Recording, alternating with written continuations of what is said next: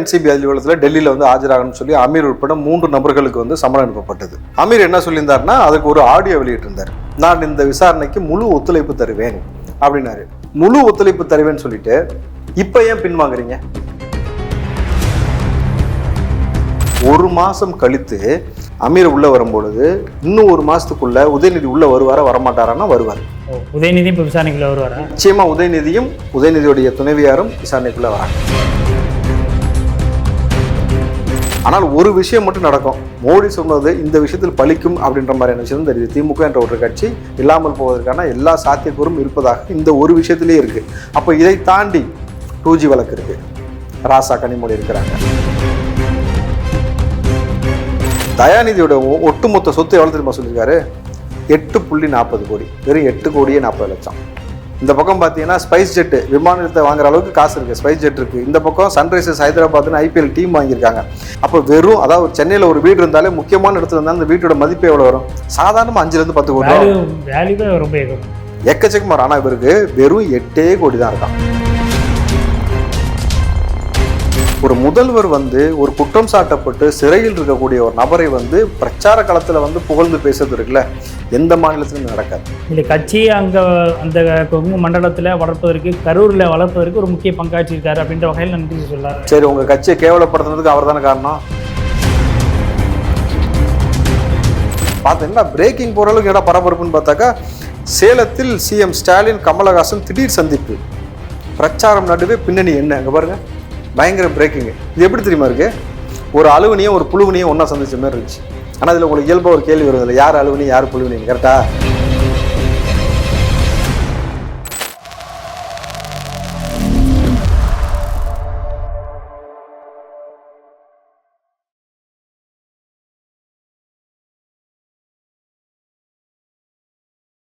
ஐத்தமிழ் நேயர்களுக்கு வணக்கம். இன்றைய நேர்காணலில் நம்மை இணைந்திருப்பவர் காங்கிரஸ் கட்சியை சேர்ந்த திரு ராவுத்தர் இப்ராஹிம் அவர்கள். அவரிடம் நடப்பு அரசியல் குறித்து விவாதிக்கலாம். வணக்கம். வணக்கம் கிலோ, எப்படி இருக்கீங்க? நலம் கிலோ. ஜாஃபர் சாதிக் விவகாரம், போதைப்பொருள் கடத்தல் தொடர்பாக கைது செய்யப்பட்டு கிட்டத்தட்ட ஒரு மாத காலத்தை நெருங்க போகுது. NCB தீவிர விசாரணையில் மேற்கொண்டு இருக்கிறாங்க. பல நபர்கள் இதுக்கு பின்னாடி மாட்டுவதற்கான வாய்ப்புகள் இருக்குது அப்படின்னு சொல்லி கடந்த காலகட்டங்களில் நம்மளும் பேசியிருக்கிறோம். வழக்கம் அது தொடர்பாக அந்த திசையை நோக்கி தான் நகர்ந்து கொண்டு இருக்கு. இன்றைக்கி அமீர் உட்பட 3 நபர்களுக்கு சம்மன் அனுப்பப்பட்டிருக்கு. NCB மூலமாக சம்மன் அனுப்பப்பட்டிருக்கிறாங்க. இந்த விஷயத்தில் செவ்வாய்க்கிழமை ஆஜராகணும் அப்படின்னு சொல்லி சம்மன் அனுப்பப்பட்டிருக்கு. இதற்கு கால அவகாசம் வேணும் அப்படின்னு சொல்லி அமீர் ஒரு பக்கம் கால அவகாசம் கேட்டிருக்காரு விசாரணைக்கு. இந்த வழக்கு அப்படிங்கிறது அடுத்த கட்டமாக இப்படி போகணும்னு நினைக்கிறீங்க? அதாவது நாளைக்கு செவ்வாய்க்கிழமை நேரில் NCB அலுவலகத்தில் டெல்லியில் ஆஜராகணும்னு சொல்லி அமீர் உட்பட 3 நபர்களுக்கு சம்மன் அனுப்பப்பட்டது. அமீர் என்ன சொல்லியிருந்தாருன்னா, அதுக்கு ஒரு ஆடியோ வெளியிட்டிருந்தார். நான் இந்த விசாரணைக்கு முழு ஒத்துழைப்பு தருவேன் அப்படின்னாரு. நான் நிச்சயமா இது சட்ட ரீதியாக எதிர்கொள்வேன், வெற்றி கண்டு வருவேன், இறைவன் மிகப்பெரியவன், பழையபடி அதே டயலாக். சரிங்களா?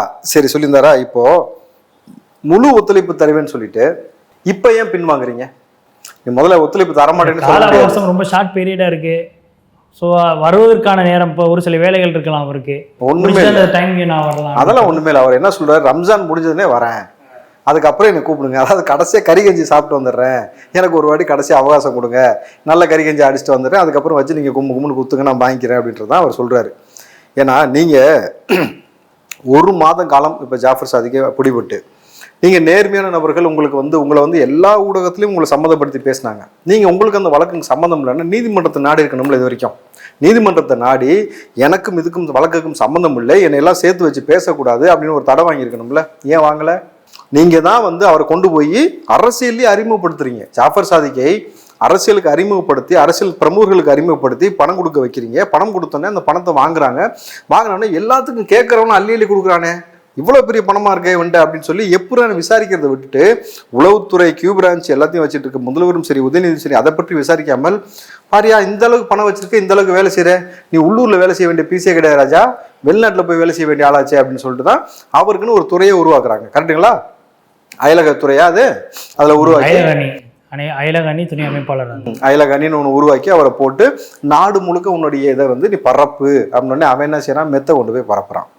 அப்போ இவ்வளவு பெரிய ஒரு முக்கியமான ஒரு நகர்வுக்கு காரணமாக இருந்த ஒரு நபராக சொல்லப்படுவது அமீர்.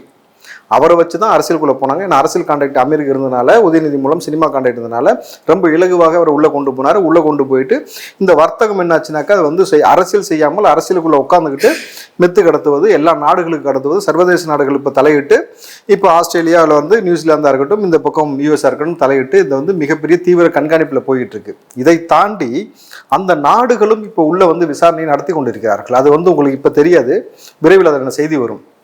அவர்கள் வந்து அவர்கள் சார்பில் வந்து எந்தெந்த கோணத்தில் அணுகணும், யாரெல்லாம் அணுகணும், இது வரைக்கும் மாற்றிருக்கக்கூடிய நபர்கள்ட்ட விசாரணை எல்லாத்தையும் ஒரு சேர ஒருங்கிணைக்கிறாங்க. ஏன்னா இது சர்வதேச நாடுகள் சம்பந்தப்பட்டு உலகளாவியல போதைப் பொருளை ஒழிக்கணும்ன்றது அவங்களுடைய அடிப்படையான நோக்கமாக இருக்கிற பட்சத்தில் அவங்க அதை நோக்கி முன்னெடுக்கிறாங்க. இந்த பக்கம் அப்துல் புகாரின்ற ஒரு நபருக்கும் அனுப்பப்பட்டிருக்க, யூடியூப்ல ரொம்ப பிரபலமான நபர். அவர் வந்து யூடியூப்ல ரொம்ப பிரபலம், இந்த இஸ்லாம் மார்க்கத்தை பற்றி பேசக்கூடிய நபராக இருக்கிறது. அவருக்கும் என்ன சொல்லியிருக்காங்கன்னா, நீங்கள் தொழில் ரீதியாக அவரோட தொடர்பில் இருக்கிறீங்க அப்படின்ற பொழுது அதற்கான விளக்கத்தை வந்து கொடுங்க அப்படின்னு சொல்லியிருக்காங்க. அப்போ நீங்கள் தொழில் ரீதியாக தான் தொடர்பில் இருக்கக்கூடிய நபர்கள் நீங்கள் முன்னுக்கூட்டி ஒரு விஷயத்தை யோசிச்சிருக்கணும்.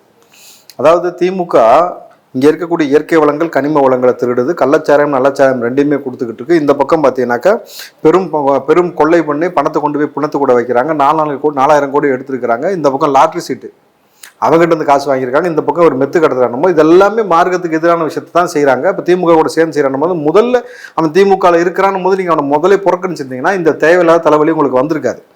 ஸோ அது ஒரு பக்கம். இந்த பக்கம் அமீரோடையும் உங்களுக்கு தொடர்பு இருக்கா? மார்க்கம் சொன்ன விஷயத்தை கடைபிடிக்காம அவர் சினிமாவில் பெண்களை ஆபாசமாக சித்தரிக்கிறாரு, அந்த மாதிரி காட்சி அமைப்பு வைக்கிறார் பொழுது இந்த 2 நபர்களை நீங்கள் தவிர்த்திருந்தாலும் உங்களுக்கு ஒரு களங்கம் ஏற்பட்டிருக்காது. அதாவது பூவோடு சேர்ந்த நார் தான் மணக்கம். தேவையில்லாத நபர்களோட சேரும் பொழுது நீங்கள் செய்யக்கூடிய வேலைக்கும் நீங்கள் செய்யக்கூடிய பணிக்கும் இது தேவையில்லாத ஒரு பிரச்சனையை வந்து விடியுது இல்லையா?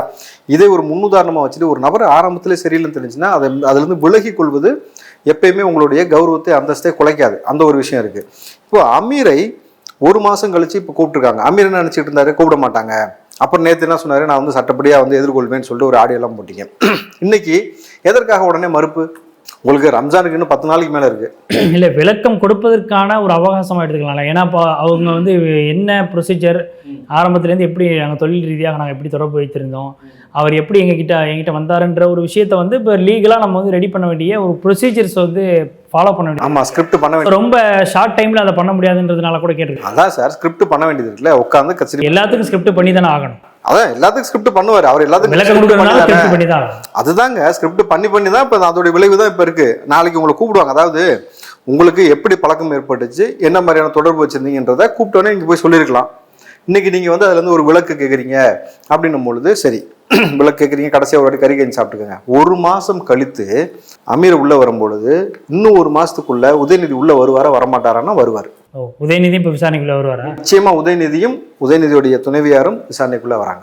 ஏன்னா சினிமா சம்பந்தப்பட்ட விஷயத்தில் அவங்க தலையிட்டிருக்கிறாங்க, அவங்க வந்து போகிருக்காங்க, இவன் சினிமாவுக்கு பணம் கொடுத்துருக்கேன்னு சொல்லியிருக்கான்.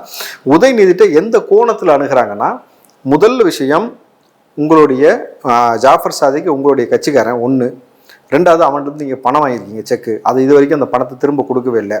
நீங்கள் வந்து என்சிபிட்ட ஒப்படைக்காட்டியும் இந்த பக்கம் அமலாக்கத்துறை வந்து அதை விசாரணை எடுத்திருக்காங்க, அவங்கள்ட்ட கொடுத்துருக்கணும். 3வது உங்களுடைய அப்பாவும் இதில் சம்மந்தப்பட்டிருக்காரு, அவருக்கு ஒரு செக்கு கொடுத்துருக்காங்க, இந்த நாட்டுடைய முதல்வராக இருக்கார், நீங்கள் தான் கட்சியோட எதிர்காலம்ன்றீங்க. 4வது உங்களுடைய நெருங்கிய நண்பன் அன்பின் மகேஷ், அவர் கூட ரொம்ப நெருக்கமாக இருந்திருக்காரு. இந்த பக்கம் சேகர் பாபு இருந்திருக்காரு, MM அப்துல்லா இருந்திருக்காரு, உங்கள் கட்சியை சார்ந்த ஒரு முக்கியமான நபர் இருக்கிறாரு, மணல் மாஃபியாவை சம்மந்தப்பட்ட ஒரு நபர் வந்து அவர் தான் பணப்பட்டுவாடா அரசியல் நபர் பிரமுகர்கள் எல்லாத்துக்கும் கொடுத்துருக்காரு, ஜாஃபர் சாதிலேருந்து வாங்கின்ற கோணம் இருக்குது.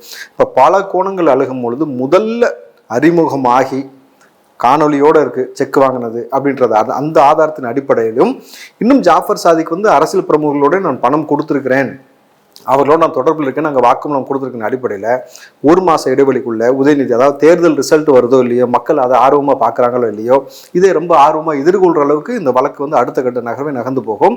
உதயநிதி விசாரணைக்காக நெல்லில் ஆஜராக சொல்லிட்டாக்கா என்ன நடக்கும்? நீங்கள் சனாதன மேட்டருக்கு உதயநிதியை பாட்னா நீதிமன்றம் ஆஜராக சொல்லிச்சுல, நீங்கள் ஆஜராகாமல் வக்கீல் வச்சு நீங்கள் அப்படியே கழுத்தாக கொடுத்தீங்கல்ல, இதுக்கு செய்ய முடியுமா?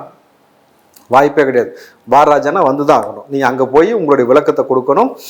ஒருவேளை அவர்களுக்கு அந்த விளக்கம் ஏற்புக்குரியதாக இல்லைன்னா, ஏற்புக்குரியதாக இல்லைன்ற பட்சத்தில் நீதிமன்ற அனுமதியின் பெயரில் உதயநிதியை கஸ்டடியில் எடுத்து விசாரிக்கக்கூடிய எல்லா வழிவகையும் செய்ய போகிறாங்கன்றதும் அண்மை தகவலாக கொடுத்துருக்காங்க நமக்கு.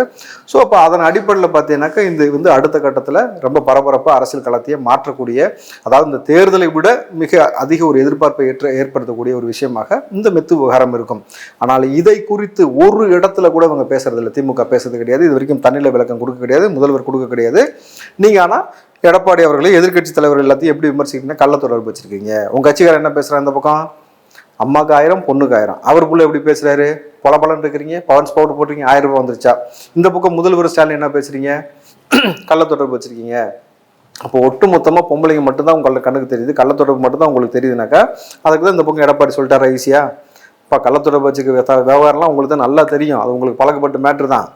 இந்த பக்கம் தேவையில்லாத விஷயத்தை என்கிட்ட பேசாதீங்க, நான் வந்து கிராமத்தான், இப்போ நானும் வாய் திறந்தேன்னா ரொம்ப ஒரு மாதிரி ஆகி போயிருன்றதை ரொம்ப திட்டவட்டமாக சொல்லியிருக்கிறாரு.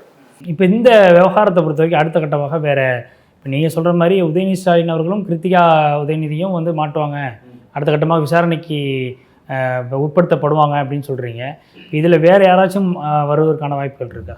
அதான் சொன்னல, இதில் அடுத்தடுத்த கட்டமாக இப்போ முதல்ல அமீர், அதுவும் அமீரை சார்ந்து சினிமாவில் இருக்கக்கூடிய முக்கிய பிரபலங்கள் யார் யார் பேர்லாம் அடிபட்டுச்சோ அதெல்லாம் வெளியில் தெரிஞ்ச ஒரு சின்ன ஒரு விஷயம்தான். அதை தாண்டி எங்கெங்கெல்லாம் அவர் சப்ளை பண்ணியிருக்காரு சினிமா சம்மந்தப்பட்ட நபர்களுக்கு, பப்பாக இருக்கட்டும், கிளப்பாக இருக்கட்டும், சினிமாவுக்காக இருக்கட்டும், அல்லது இண்டிவிஜுவலாக வந்து இருக்கக்கூடிய பெரும் புள்ளிகளுடைய மகன்கள் மகள்கள், பெரும் முக்கிய புள்ளிகளுக்கு யார் கொடுத்துருக்காங்க, இது எந்த வடிவத்தில் வந்து லோக்கலில் விநியோகமாச்சு இல்லையா. சென்னை முழுக்கவாக இருக்கட்டும், தமிழ்நாடு முழுக்க எப்படிலாம் வந்து வர்த்தகம் போச்சு, அவங்க வச்சிருக்கக்கூடிய இந்த டிரான்ஸ்போர்ட் மூலமாக எப்படி போச்சு, அவங்க வந்து ஏற்கனவே வந்து 3-4 நிறுவனம் வச்சிருக்காங்க, ஃபுட் டெலிவரியாக இருக்கட்டும், டிரான்ஸ்போர்ட்டாக இருக்கட்டும், இம்போர்ட் எக்ஸ்போர்ட்டாக இருக்கட்டும், கொரியராக இருக்கட்டும், இது மூலம் எப்படிலாம் கொண்டு போனாங்க, இங்கே யார் முக்கிய மையப்புள்ளி அந்த இதில் எடுக்கிறாங்க. அடுத்து நீங்கள் பார்த்தீங்கன்னாக்கா இந்த பக்கம் ஒரு பக்கம் சினிமா, ஒரு பக்கம் இந்த மாதிரி லோக்கல் டிரான்ஸ்போர்ட், அதுக்கப்புறம் பார்த்தீங்கன்னா அரசியல் ஆளுமைகள் யாரெல்லாம் நெருக்கமாக இருந்தாங்க, அந்த ஆளுமைகள் பணத்தோடு வாங்கி நிப்பாட்டிட்டாங்களா, பணம் இல்லாமல் யாரெல்லாம் வந்து டாக்குமெண்ட்டாக வாங்கியிருக்காங்க, அதாவது சில நபர்களுக்கு வந்து பணமால் கொடுக்காம அதை பத்திரமாக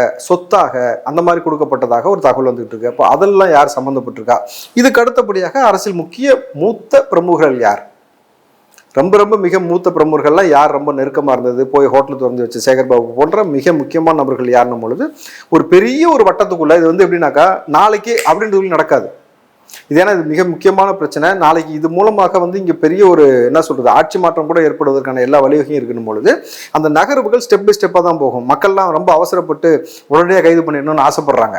உங்க ஆசை ஆர்வம் எனக்கு புரியுது, ஆனால் நீங்கள் கொஞ்சம் பொறுத்து தான் ஆகணும். ஏன்னா இவர்கள் செஞ்ச விஷயம் பெரிய விஷயம், கிட்டத்தட்ட விசாரணை முறையாக நடத்தப்படும் இல்ல, இதுல ஒரு நிரபராதி கூட சிக்கிடக்கூடாது அப்படின்ற ஒரு பார்வை வைக்கணும்ல. நிரபராதி சிக்கிடக்கூடாது தாண்டி 3 வருஷமா அந்த வேலையை பார்த்துருக்கானுங்களே, அப்போ அதோடைய விசாரணை எந்த அளவுக்கு போகும்ன்றது ஒரு விஷயம் இருக்கு. நம்ம போது ரொம்ப விரிவடைஞ்சு வரும். ஆனால் ஒரு விஷயம் மட்டும் நடக்கும், மோடி சொன்னது இந்த விஷயத்தில் பலிக்கும் அப்படின்ற மாதிரியான விஷயம் தெரியுது. திமுக என்ற ஒரு கட்சி இல்லாமல் போவதற்கான எல்லா சாத்தியக்கூறும் இருப்பதாக இந்த ஒரு விஷயத்திலே இருக்கு. அப்போ இதை தாண்டி 2G வழக்கு இருக்கு, ராசா கனிமொழி இருக்கிறாங்க, அதுக்கப்புறம் மணல் விஷயம் இருக்கு, நம்ம துரைமுருகன் இருக்கிறாரு, அவர் மகன் இருக்கிறாரு, அதுக்கப்புறம் இந்த பக்கம் பாருங்க டிஆர் பாலு பேசின விஷயம், சில விஷயங்களை வந்து இப்போ எடுத்துக்கிட்டு இருக்கிறாங்க, அதுவும் 2G சம்பந்தமான வழக்காக போயிட்டு இருக்கு. அப்போ அடுத்தடுத்து இந்த பக்கம் பொன்முடியோட வழக்கு இருக்கு, அதுல வந்து மிக விரைவில் தீர்ப்பு வந்து அவர் அமைச்சர் கிடையாதுன்ற மாதிரியான விஷயம் வரப்போகுது. செந்தில் பாலாஜி நிரந்தரமாக உள்ளேயே வைக்கக்கூடிய அடுத்த தீர்ப்பும் வருவதற்கான ஒரு வழிவகை போயிட்டு இருக்கு. அந்த பஸ் மறுசுழற்சி ஊழலில் செஞ்ச விஷயத்தை எடுக்கிறாங்க, முட்டையில் செஞ்ச ஊழல் எடுக்கிறாங்க, கனிம ஊழலில் செஞ்ச ஊழல் இருக்கிறாங்க, ஜெகத் ரட்சகன் மீது செய்யப்பட்டது அந்த ஒரு வரி ஏய்ப்பு 1250 கோடி வரி ஏய்ப்பு இருக்கட்டும், அல்லது இந்த பக்கம் வந்து பணத்தை கொண்டு போய் பணத்தை கூட ஒழிச்சு வச்சுட்டு மீண்டும் அவருக்கு வந்து இப்போ எலெக்ஷன்ல இருந்து சீட்டு கொடுத்துருக்காங்க, அந்த விஷயமா இருக்கட்டும். இதை தாண்டி வந்து ஒரு முறையற்ற விஷயமாக செய்யப்பட்ட விஷயமாக சொல்லப்படுற எல்லா விஷயத்திலையும் எடுக்கிறாங்க. அதுல நீங்க பாருங்க இந்த சொத்து பட்டியல் இப்போ தாக்கல் பண்ணியிருக்காங்க. அதில் நீங்கள் பார்த்தீங்கன்னாக்கா 2019க்கும் இப்போதுக்கும் கேண்டிடேட் வந்து அஃபிடேவிட் தாக்கல் பண்ணதில் அதில் யார் மீது மிக ரொம்ப சந்தேகம் வருதுன்றதை நான் சொல்கிறேன்.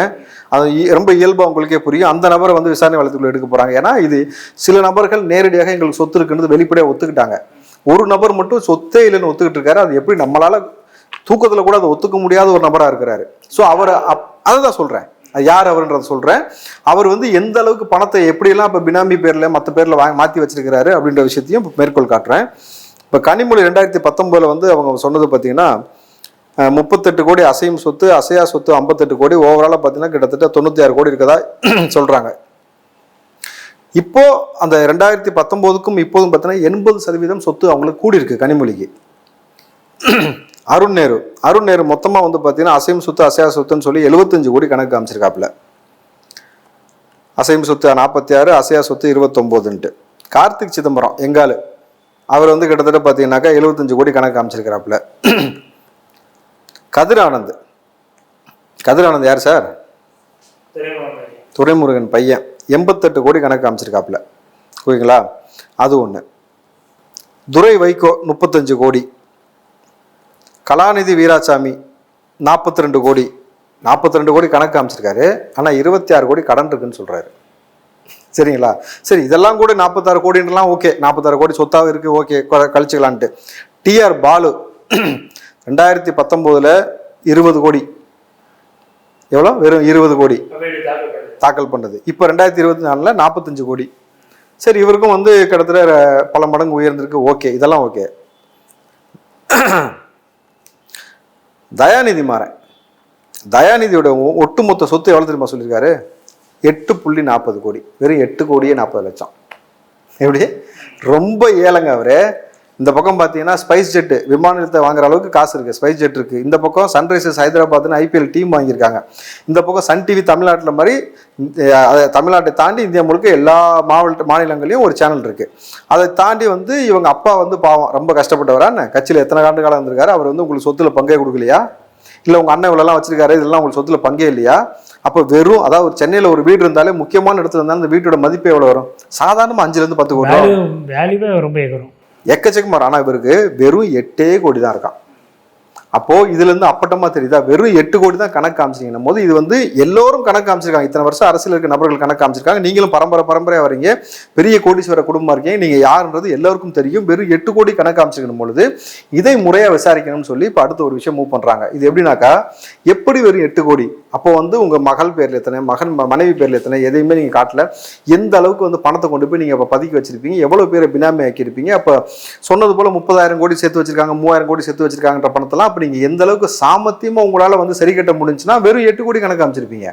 அப்போ இதை வைத்து திமுகவையும் இந்த பக்கம் நோண்டுறாங்க. அப்போ இவரே வெறும் ஏதாவது நம்ம கண்ணுக்கு தெரிஞ்சு இவ்வளவு கோடி வச்சிருக்க நபரை 8 கோடி காட்டும் பொழுது அப்ப திமுக எந்த அளவுக்கு இந்த பணத்தை அடிச்சது, எப்படிலாம் பதுக்கி இருக்கும், எதற்காக ஸ்பெயின் போனாரு முதல்வர், எதற்காக உளவுத்துறை அதிகாரி உள்ள போனாரு, அங்கிருந்து துபாயிலையும் ஸ்பெயின்லேருந்து கொண்டு வரப்பட்டதா சொல்லப்பட்ட அந்த காசெல்லாம் எங்க அப்படின்ற எல்லா கோணத்திலையும் அழுகும் பொழுது திமுக அப்படியே கூண்டோட சொல்லுவாங்கல்ல, வேரடி மண்ணோட அப்படியே மொத்தமா அந்த பேட்ச் இருக்காங்க பாருங்க, சீனியர் மோஸ்ட் பேட்ச், அப்படியே தூக்கி பேட்சா உள்ள போட போறாங்க. பட் எதுவுமே வந்து இங்க இருக்காது, எல்லாம் திகாரா இருக்கலாம், இல்லாட்டி வேற எங்கேயாவது இருக்கலாம், உள்ளூர்னா கேசரி சாப்பிட்றாங்களாமா, அது வேற ஒரு குற்றச்சாட்டா இருக்கு. அதனால வெளியூர் போவதற்கான வாய்ப்பு ஜாஸ்தி. இப்போ முதல்வர் ஸ்டாலின் அவர்கள் வந்து பிரச்சாரத்தில் செந்தில் பாலாஜி அவர்கள் வந்து புகழ்ந்து பேசியிருக்கிறாரு கரூரில். இதை எப்படி பார்க்குறீங்க? ஒரு முதல்வர் வந்து ஒரு குற்றம் சாட்டப்பட்டு சிறையில் இருக்கக்கூடிய ஒரு நபரை வந்து பிரச்சார களத்தில் வந்து புகழ்ந்து பேசுறது இருக்குல்ல, எந்த மாநிலத்திலும் நடக்காது.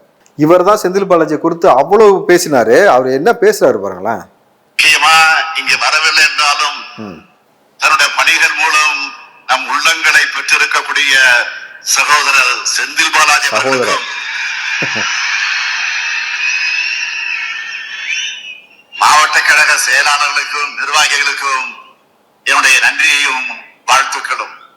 யாராவது ஒருத்தர் இந்த மாதிரி ஒரு நபருக்கு நன்றி வாழ்த்தலாம் சொல்லி கேள்விப்பட்டிருக்கீங்களா? ஒரு முதலமைச்சர் இந்த கட்சியை அங்கே அந்த கொங்கு மண்டலத்தில் வளர்ப்பதற்கு, கரூரில் வளர்ப்பதற்கு ஒரு முக்கிய பங்காற்றிருக்காரு அப்படின்ற வகையில் நன்றி சொல்றாரு. சரி, உங்க கட்சியை கேவலப்படுத்துறதுக்கு அவர் தானே காரணம்?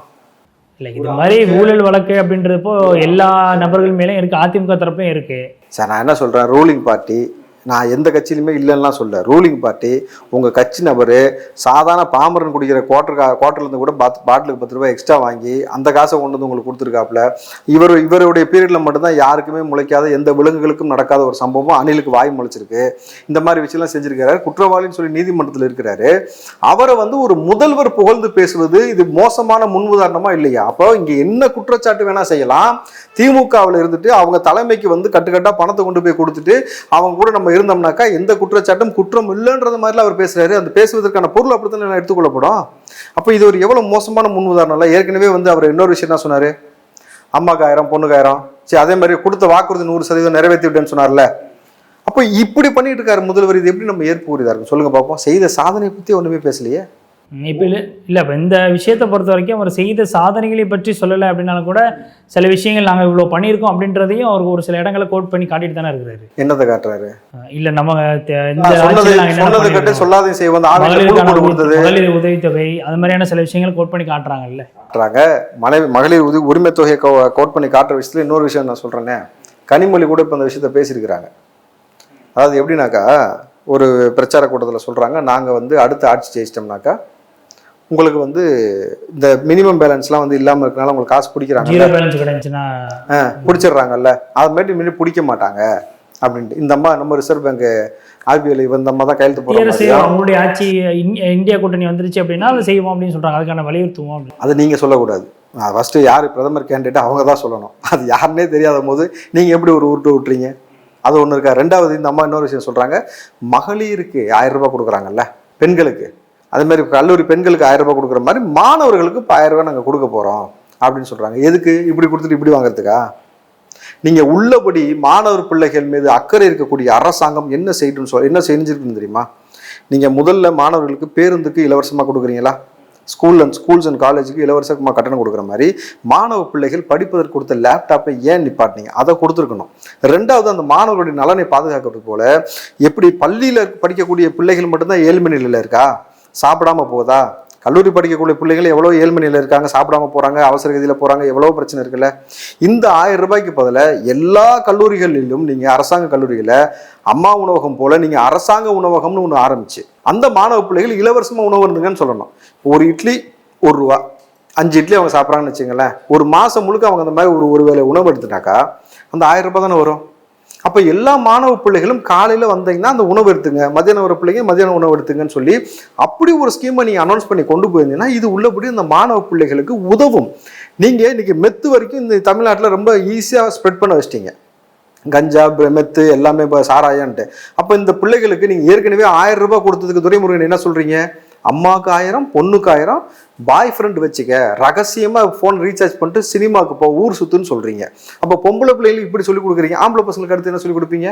அப்படியே டாஸ்மார்க்கு போ, நம்ம கடை இருக்குது, உங்களுக்கு அதான் டெட்ரா பேக் கொண்டு வர போகிறேன்னு சொல்லுவீங்க. இதானே? இதுக்கு ஒரு அரசாங்கம் தேவையா? இதுதான் நீங்கள் செஞ்ச சாதனையான்னு கேட்குறேன். செஞ்ச சாதனையை சொல்லி பேசுங்க. அதை பேசவே இல்லையே. அதை பேசாமல் நீங்கள் ஒரு பிரேக்கிங் நியூஸ் ஒன்று போட்டாங்க. பார்த்தீங்கன்னா பிரேக்கிங் போகிற அளவுக்கு என்ன பரபரப்புன்னு பார்த்தாக்கா, சேலத்தில் சிஎம் ஸ்டாலின் கமலஹாசன் திடீர் சந்திப்பு, பிரச்சாரம் நடுவே பின்னணி என்ன? அங்கே பாருங்க, பயங்கர பிரேக்கிங்கு. இது எப்படி தெரியுமா இருக்கு? ஒரு அலுவனியும் ஒரு புழுவனியும் ஒன்றா சந்திச்ச மாதிரி இருந்துச்சு. ஆனால் இதில் உங்களுக்கு இயல்பாக ஒரு கேள்வி வரும், இல்லை யார் அலுவனி யார் புழுவனின்னு, கரெக்டா? இல்லை, அந்த கேள்வி மக்களுக்கு இப்போ இயல்பாக வரும். சொன்ன உடனே யாரா கமலஹாசனும் ஸ்டாலின் சந்திச்சுக்காரு, அலுவனி புழுவின்றாங்க, யார் அலுவனி யார் புழுவின்னா நான் ஒரு விளக்கம் தரேன். இதில் அலுவனி யார் புழுவின் யாருன்னு முடிவில் உங்களால் கண்டுபிடிக்க முடியுதான்னு பாருங்கள். கொஞ்சம் டஃப்பாக தான் இருக்கும். கொடுத்த வாக்குறுதியை 100% நிறைவேற்றி விட்டேன் சொன்னாரா? புழுவனியா? சரி, அதுக்காக நீங்கள் டக்குன்னு அப்படி முடிவு எடுத்துட முடியாது. காலையில் ஏண்டா விடியுதுன்னு இருக்கு எனக்கு, எல்லாரும் வந்து என் தூக்கத்தை கெடுக்குறீங்க, அமைச்சர் பெருமக்கள்லாம் ஏதாவது ஒன்று பேசி வச்சிருக்கீங்க, பிரச்சனைன்னு அழுதாரா, அலுவலி ஆகிட்டாரா? இந்த பக்கம் கமலஹாசனுக்கு வாங்க. அவர் இனி இந்த திராவிட கட்சிகளுக்கு மாற்றாக நான் தான், இனிமேட்டு எந்த நிலையிலையும் உங்களோட கூட்டணி வைக்க மாட்டேன், இனமானம் உள்ளவங்களாம் அந்த மாதிரி வேலையை செய்ய மாட்டான் அப்படி தன்மானம் பேசி டிவியை உடச்சிட்டு இப்போ போய் அந்த திமுக மேலே நிற்கிறீங்களா? புழுவனி ஆகி போயிட்டீங்களா? நம்மால் ஒரே ஒரு படம் ரிலீஸ் பண்ண முடியல, அழுதுகிட்டு நாட்டை விட்டே ஓடி போறேன்னு சொல்லி அழுதுகிட்டே பேட்டி கொடுத்தியா? இப்போ சொல்லுங்க, இதில் யார் அலுவனி யார் புழுவனி? இப்போ 2 பேருமே அலுவனி புழுவனி இருக்கிறதுனால தான் கூட்டணி கரெக்டாக இருக்கு. கரெக்டுங்களா? இப்போ ஏன் 2 பேரும் ஒத்து போறாங்கன்னா இவ்வளவுதான். இதை தாண்டி இவர்களால் வந்து இந்த தமிழ்நாட்டுக்கும் தமிழ் மக்களுக்கும் தமிழ் மண்ணுக்கும் எந்த நலனுமே நடக்காது. எல்லாமே இவங்க வாய் வித்தகர்கள், பயங்கரமாக உருட்டுவாங்கல்ல, அதில் 2 பேருமே கை தேர்ந்த நபர்கள் உருட்டிக்கிட்டே இருக்கிறாங்க. நிச்சயமாக பல்வேறு கேள்விகளுக்கு ரொம்பவே தெளிவாக பதில் சொன்னீங்க. எங்களுடைய அரங்கிற்கு வந்து நேர்காணல் மிக்க நன்றி.